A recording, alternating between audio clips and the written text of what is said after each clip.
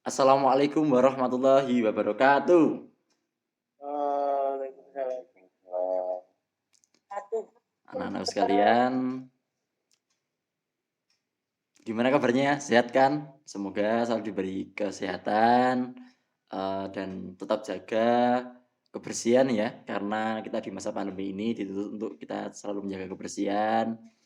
Jangan lupa menaati protokol kesehatan agar dijauhkan dari virus COVID-19.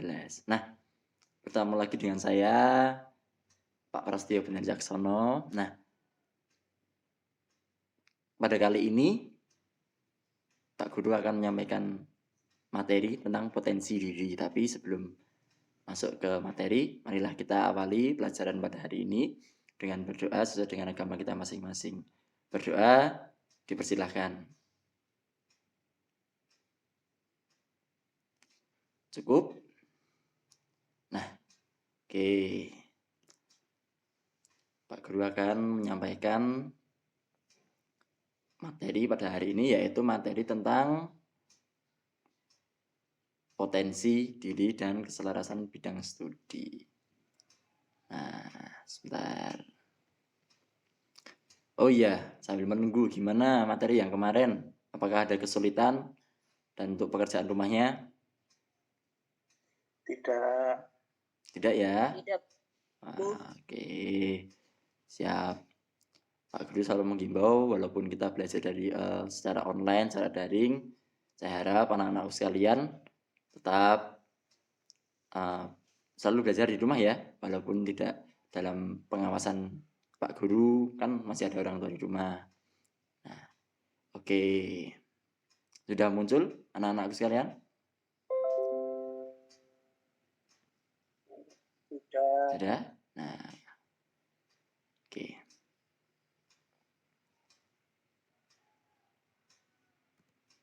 Pengembangan potensi diri. Nah, ini.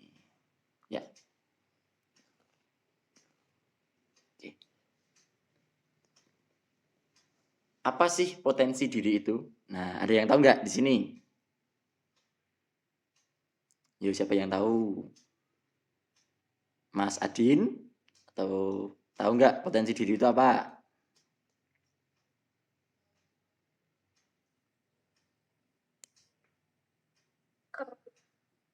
Diri sendiri, Pak.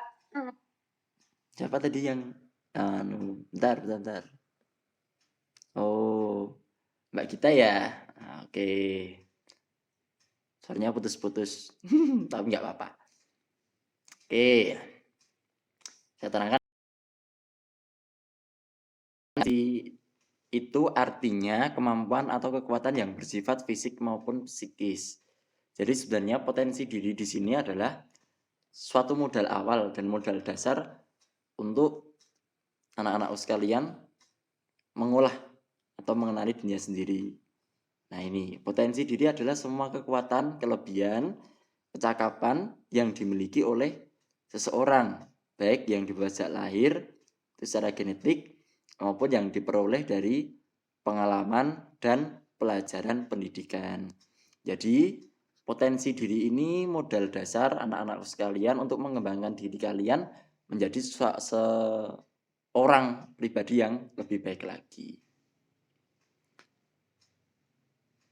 Kekuatan, kelebihan, kecakapan yang dimiliki ini bisa dibawa sejak lahir atau faktor genetik dari keturunan orang tua bapak ibu kalian.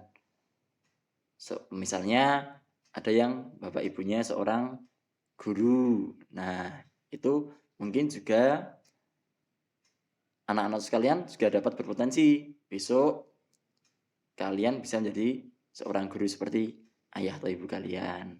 Jadi gitu. Tapi juga ada yang berdasarkan pengalaman maupun pelajaran pendidikan di luar. Jadi karena seringnya anak-anakku membaca buku, berteman dengan teman-teman yang katakanlah yang baik-baik dan yang memiliki kecerdasan yang lebih dari anak-anak sekalian. Tentang pengertian potensi dan potensi diri, ada yang mau ditanyakan sebelum saya lanjut ke materi berikutnya?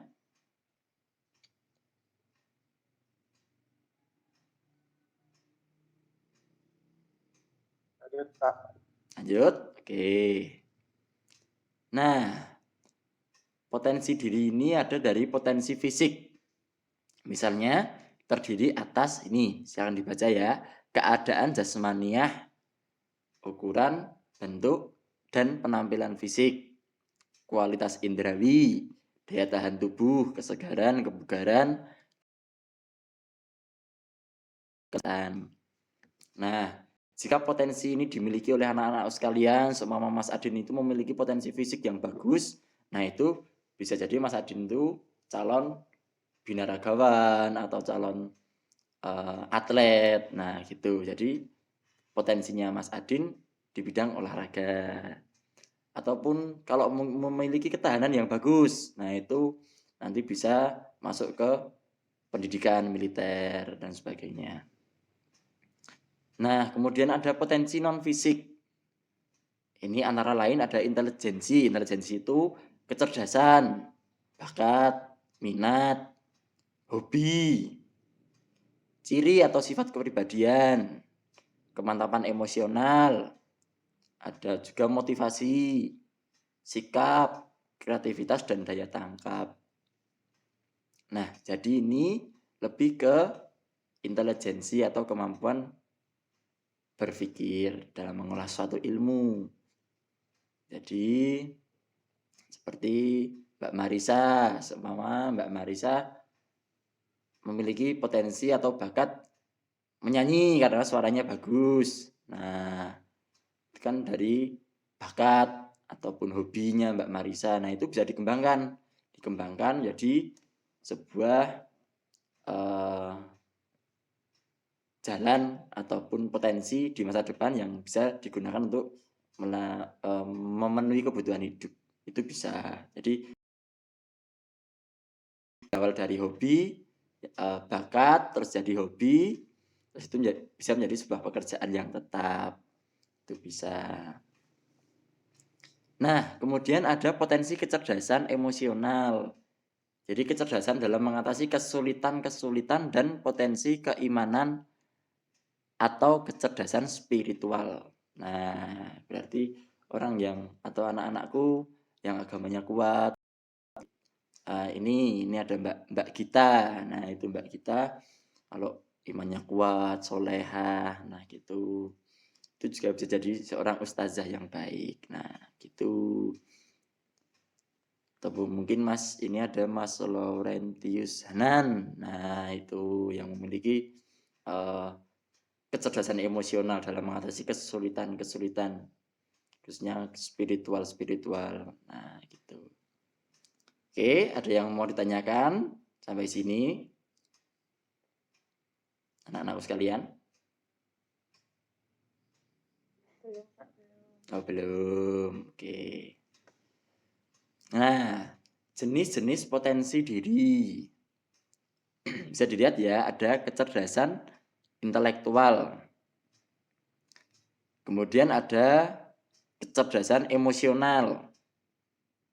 Itu bahasa Inggrisnya intellectual quotient dan emotional quotient. Nah, itu.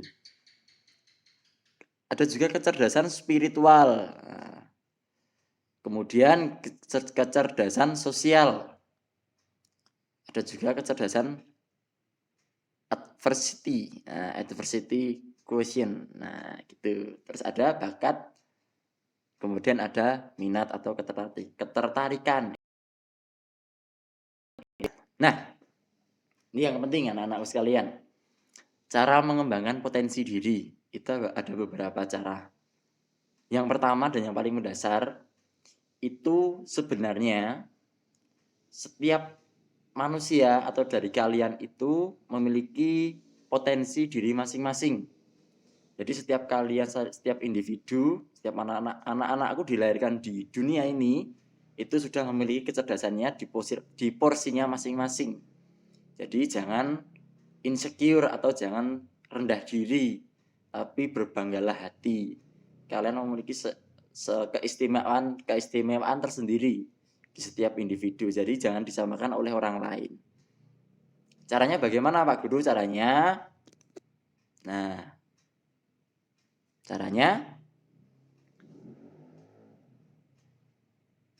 Yang pertama adalah mengenali diri lebih dalam.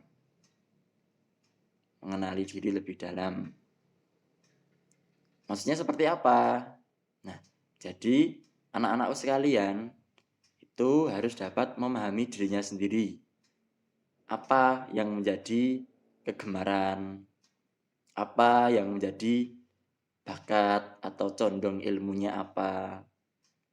Kemudian setelah mengetahui bakat, setelah mengetahui katakanlah minat, oh saya minat dalam hal ini dan sebagainya. Nah, itu nanti bisa dikembangkan lebih baik lagi. Setelah mengenali diri sendiri, nah, kemudian menentukan tujuan hidup. Jadi anak-anakku sekalian, tujuannya itu apa? Bersekolah. Tujuan bersekolah itu apa? Satu, menuntut ilmu. Meningkatkan intelektual atau kecerdasan. Ya, jadi anak-anakku sekalian ketika bersekolah ya bersungguh-sungguh. Dalam artian harus ada poin yang tercapai ketika kalian di sekolah. Jadi apapun tugas yang diberikan Bapak Ibu guru yang lain, silakan dikerjakan dengan sepenuh hati. Karena itu juga akan menuntun kalian ke poin atau tujuan hidup, tujuan bersekolah. Seumpama tujuan saya bersekolah itu cuma buat lulus, Pak. Nah, itu kan itu buat tujuan hidup yang baik, tapi harus ada poin, harus ada tujuan yang spesifik. Tujuan saya bersekolah, satu untuk menuntut ilmu, memiliki banyak teman, kemudian pengalaman-pengalaman. Silahkan itu dicari, silahkan itu dikembangkan ketika kalian bersekolah. Kemudian ada, nah ini, menguatkan niat. Jadi ketika sudah memiliki tujuan, anak-anakku sekalian harus memiliki niat yang kuat. Tujuan itu harus saya capai. Tujuan itu harus saya capai. I can do it, bukan I can do it. Jadi aku bisa mencapai tujuan itu dengan niat yang kuat. Nah, seperti itu. Jadi jangan terus goyah dengan katakanlah pergaulan teman-teman yang kurang baik dan sebagainya. Tapi tetap kokoh dengan niat yang kuat seperti itu. Nah, selain itu ada bersikap terbuka terhadap kritikan. Kritikan di sini yang dimaksud itu mungkin ketika anak-anakku berada di kelas, ada Bapak Ibu guru yang ketika mengajar atau saya sendiri ketika mengajar mungkin terkadang bersuara keras atau terkadang seperti marah-marah. Tetapi itu bukan karena saya benci dengan anak-anak, tetapi itu sebuah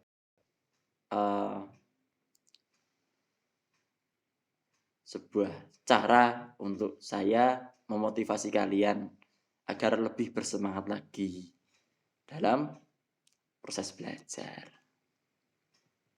Kemudian membuang pikiran negatif. Jadi kita harus selalu di positive thinking.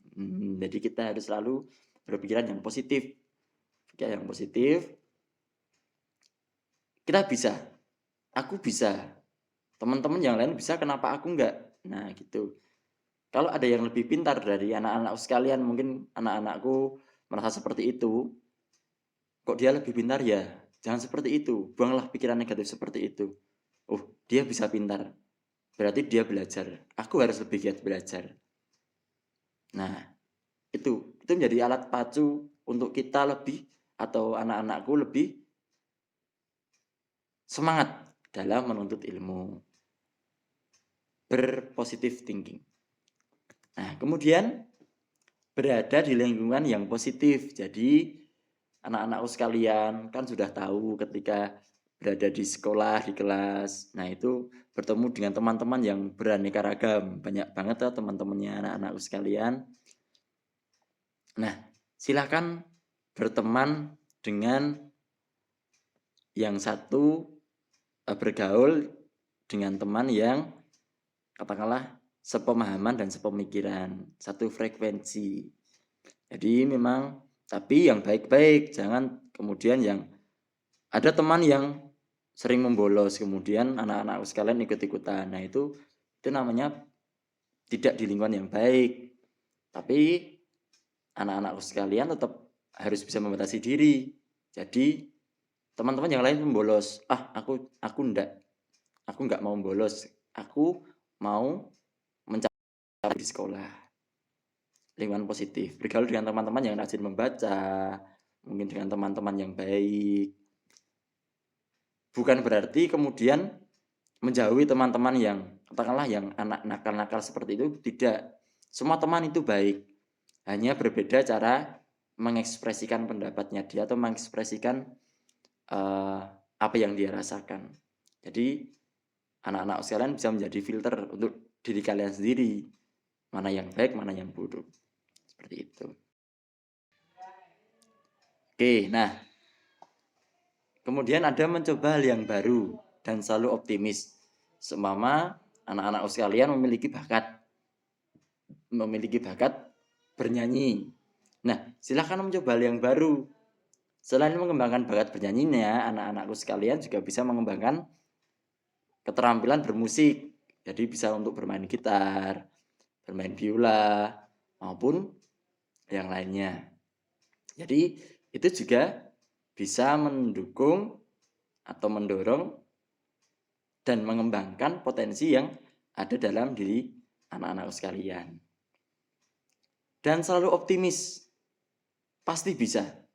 Setiap anak itu pasti bisa memiliki bakat. Dan mungkin kalau anak-anak sekalian merasa kok dia cepat ya, kok lama ya, itu nggak masalah. Itu hanya permasalahan waktu. Tapi semua pasti bisa. Nah, mungkin sekian yang dapat Pak Guru sampaikan tentang potensi diri dalam bidang studi. Nah, oke. Gimana anak-anakku? Ada yang mau ditanyakan atau sudah jelas? Oke, sudah saja. Oke, siap. Nah, ini Pak Guru punya sesuatu. Nah, buat anak-anakku sekalian. Nah, ini nih.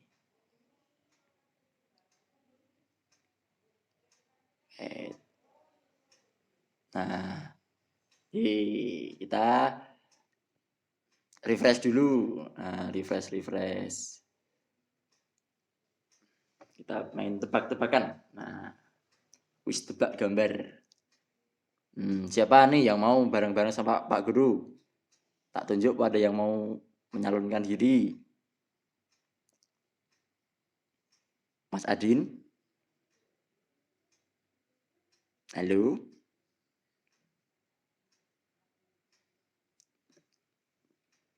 Siapa yang menyalurkan diri bareng-bareng sama Pak Guru? Ya, Adin. Oh, Adin Pak. Oh, mana Mas Adin mana? Kok terus nggak kelihatan? Wah, jangan-jangan tidur ini Mas Adin. Wah, sekolah online itu bukan sama ya anak-anak sekalian. Sekolah online itu sama seperti sekolah biasa ya, cuma bedanya kita tidak saling bertemu secara secara langsung, tapi hanya secara virtual. Jadi gitu, tetap menyimak, nggak terus kalau offline nggak nyimaknya dengan cara rame ya. Kalau kayak gini nggak nyimaknya dengan caranya tidur ya teman-teman. Nah, anak-anakku udah lucu-lucu. Mbak kita, Mbak Firgita atau yang lain siapa? Oh, Mas Hanan Mbak Marisa. Siapa yang mau bareng-bareng? Oh, Marisa. Oh, ini Mbak Marisa. Nah, ini murid terrajin. Kemarin naik kelas ranking berapa Mbak Marisa? Ranking 1. Wih, keren. Nah, ya gitu, dipertahankan. Teman-teman yang lain Kalau bisa selalu meningkatkan prestasinya. Nggak apa-apa, ranking 1 itu kan yang paling atas itu rankingnya. Nah, nanti nilainya dikejar terus biar sama-sama pandai dan pintar. Nah, ini ice breaking. Nah, ini. Apa ini?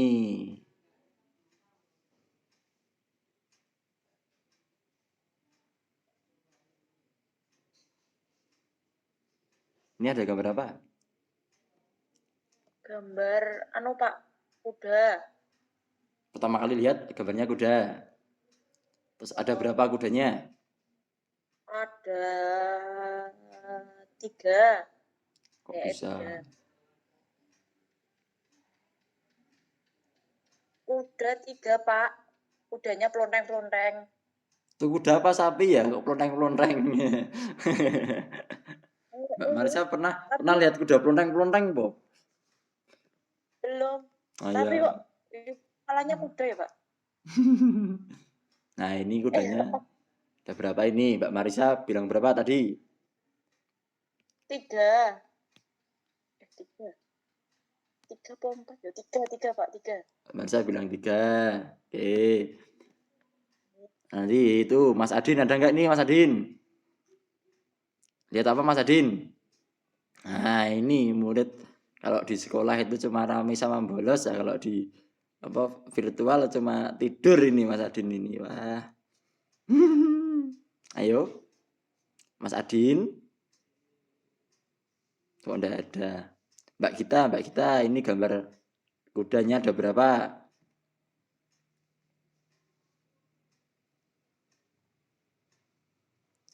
Ada 3 Pak.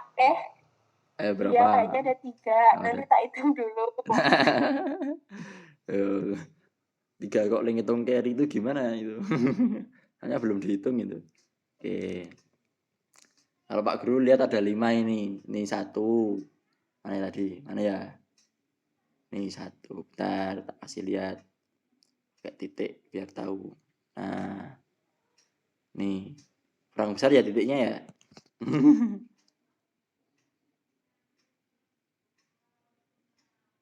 Laser point. Nah, ini 1. Kalau Pak Guru itu 1. Terus 2. Ini 3. Ini 4. Sini 5. Ada 5. Kuda kok balon Pak kok ada 5 yo, jumlahnya 5 kok. Jangan. Nih, gambar apa yang bisa Anda lihat? Nah, anak-anak lihat apa nih? Bisa enggak menemukan 10 kepala manusia muka? Bisa enggak?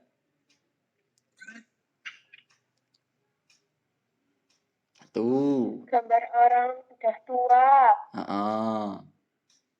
Siapa tadi? Mbak Nana apa siapa tadi? Hadir Pak, hadir. Oh, tak itu. Ya. 1, 2. Ada 6 Pak. Hah? Ada 6? Enggak yo. 10 yo. 1, 10 Pak. 2, 3, 4, 5, 6, 7, 8, 9, 10. Loh, ketemu ya?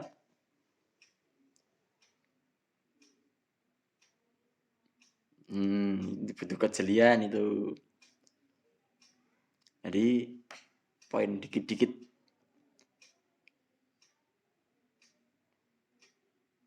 Apakah menemukan 5 gambar berbeda? Temu enggak anak-anakku?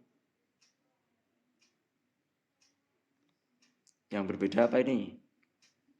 Ini cowok, ini cewek. Nah, apalagi? Terus Ada orang main gitar. ini. Nah, sama yang ini enggak. 2 perbedaannya. Terus apalagi? Itu yang di itu apa depan itu apa itu Pak? Itu Pak. Ini. Ya, benar. Mas Adin benar, ini ada, ini enggak ada. Betul. Terus apalagi? Punya rambut sama enggak? Punya rambut sama enggak. Nah, ini ada rambutnya ini. Ini apa bantu? Tuh, terus.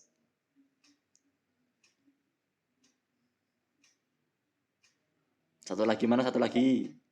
Bajunya Pak. Baju. Nah, baju beda. Ini ada lagi yang beda. Ini ada botolnya. Ini enggak ada. Nah, ini gambar kata atau kuda ini?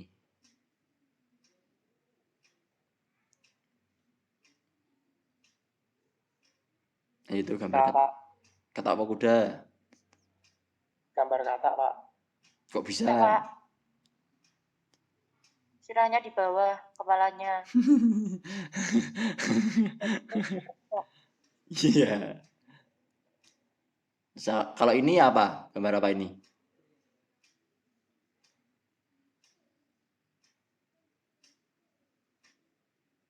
Bebek apa kelinci ini?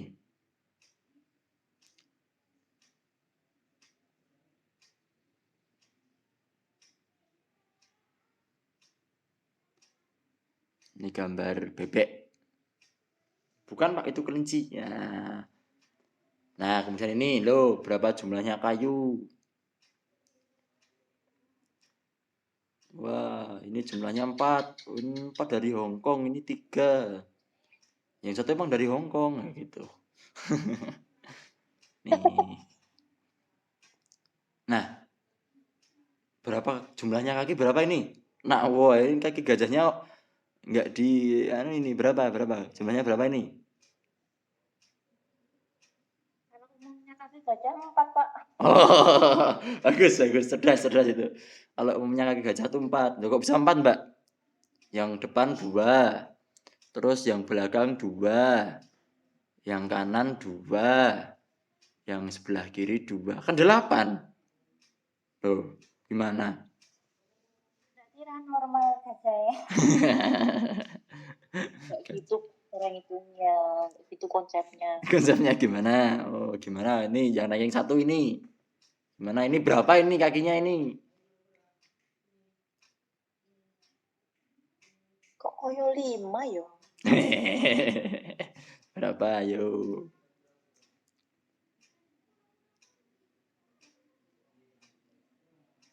Berapa? 1, ya kan? Ya kan 1 kan? 1 ini 1. Ya. Nah, ini 2 ini. Ya, malah ini. Yang 1 karena nyelempit gini, kakinya gini. Nah, jadi enggak kelihatan. Nyelempit itu. Nyelempit. Ya. Ini ada 3, terus ini ada 4. Tuh. Pokoknya kakinya nyilang-nyilang itu karena itu gajahnya enggak cuma 1, itu belakangnya banyak rombongan. Banyak rombongan gajah. Gajah. Apa? Kakinya temennya gajah. Iya, kakinya temennya gajah. Nah, dari sekian banyak aku bisa menyimpulkan enggak apa yang pelajaran yang bisa dipetik dari kebanyakan gambar yang tadi Pak Guru berikan? Yang berkaitan dengan potensi diri.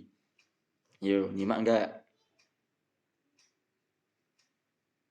Harus fokus dan Pak. Harus fokus, Mbak Gita. Oke, terus apa lagi?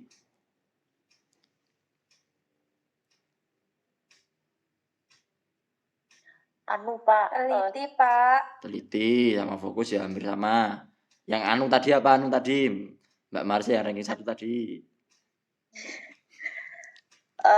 Pemikiran orang-orang itu beda-beda ternyata, Pak. Nah, pandangan orang itu kan berbeda. Terus apalagi ada enggak?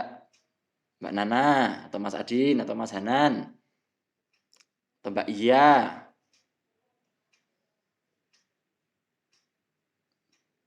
Banyak ya yang dapat disimpulkan. Pemikiran orang itu berbeda, cara pandang itu berbeda. Kita harus fokus, kita harus teliti.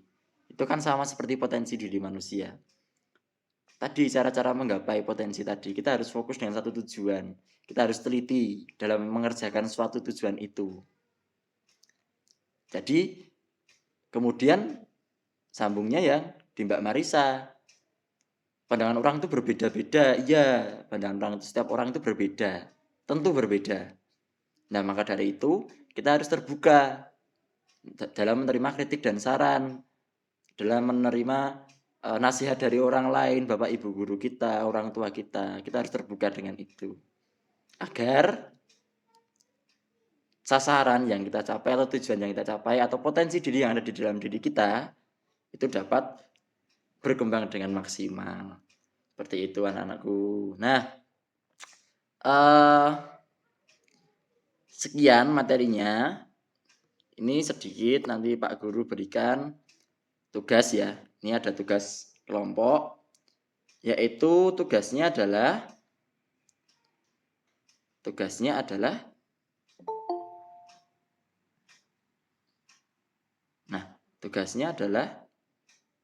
mendata atau mengisi tabel. Tabel itu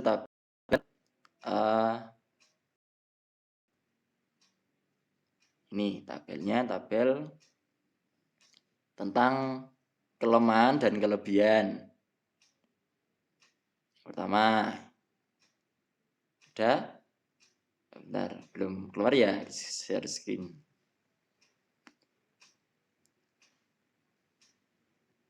Nih, nanti ini diisi, nanti ini saya tugaskan per kelompok. Nanti Pak Guru bantu bagi kelompoknya. Sudah keluar belum? Nah, ini ada nilai nih. Oh, kok ini kok yang kelompok, saya lupa. Tapi nggak apa-apa. Nanti itu bisa dibahas bareng-bareng. Jadi nanti dicari kelebihan dan kelemahan, kemudian nanti dicari penyelesaiannya harus gimana dan sebagainya. Nanti silahkan dibuat kelompok. Nanti saya Pak Guru pandu. Nanti berdasarkan urut absen saja, absen ganjil dengan ganjil, absen genap dengan genap. Nah, nanti itu satu kelompok 4 orang. Nah, biar nanti bisa berpasang-pasang. Itu ya anak-anak. Ada yang mau ditanyakan enggak? Baik, Kak. Oke.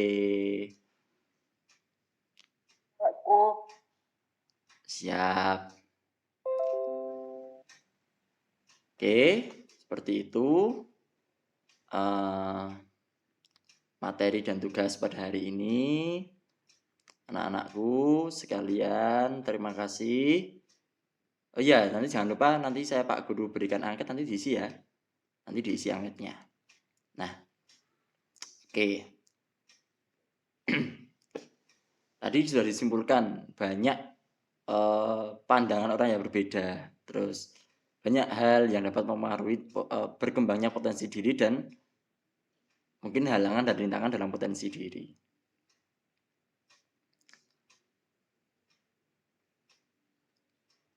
Mungkin sekian materi yang Pak Guru sampaikan pada hari ini. Dan jangan lupa tugasnya, silakan dikerjakan.